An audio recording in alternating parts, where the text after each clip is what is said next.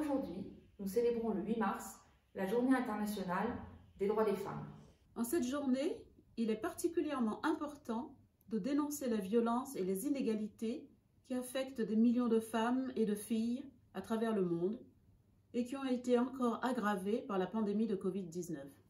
La France est mobilisée à tous les niveaux pour combattre les violences sexuelles et sexistes, lutter contre les inégalités et soutenir l'émancipation des femmes à travers le monde.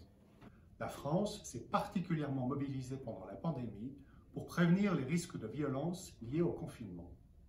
Nous avons renforcé les dispositifs d'alerte et d'écoute en direction des victimes, à travers notamment la mise en place d'un dispositif de signalement en pharmacie pour les femmes et leurs enfants victimes de violences.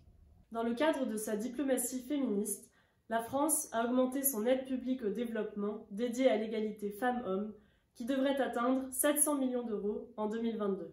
Pour faire de l'égalité une grande cause mondiale, la France organise cette année avec le Mexique et ONU Femmes le forum Génération Égalité, 25 ans après la conférence mondiale pour les femmes à Pékin. Cette mobilisation se décline également dans le cadre de notre action au sein de l'Organisation pour la sécurité et la coopération en Europe. La France soutient la volonté de la présidence suédoise de l'OSCE de faire de l'égalité des genres une priorité transdimensionnelle à l'OSCE. Dans la dimension politico-militaire, l'OSCE contribue à l'agenda Femmes, Paix et Sécurité pour renforcer la sécurité des femmes dans les conflits et leur participation aux négociations de paix et au processus décisionnel.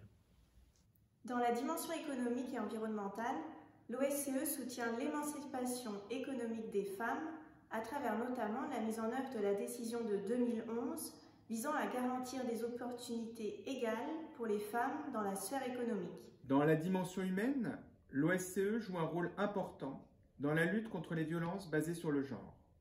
À travers l'action du Bureau des institutions démocratiques et des droits de l'homme et de ses missions sur le terrain, et la mise en œuvre de la décision de 2018 pour prévenir et combattre la violence à l'égard des femmes.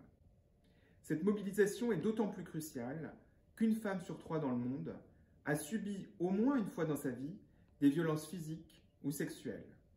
Nous soutenons la volonté de la secrétaire générale de mettre pleinement en œuvre le plan d'action de 2004 pour l'égalité des genres et de promouvoir une politique de tolérance zéro en matière de harcèlement sexuel.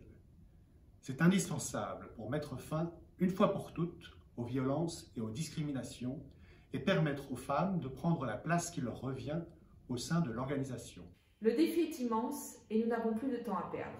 Agissons toutes et tous ensemble pour la défense des droits des femmes.